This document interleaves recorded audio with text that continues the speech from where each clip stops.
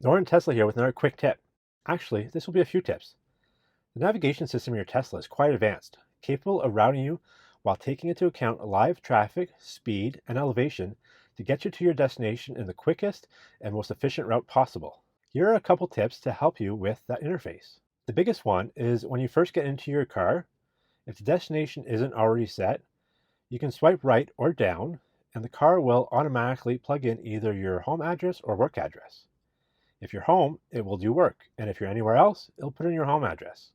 Once your navigation is set, if you swipe up here, it will tell you your round trip range. It's pretty easy to set your home and work address, but if you need to change it, you press and hold. Another handy tip is if you're using voice to enter an address and the address isn't like a common name or easy to sound out, you can spell it out, like 220 Yonge Street, Young Street. So there you go. Once again, I hope you find these tips useful and be sure to subscribe for more awesome Tesla tips.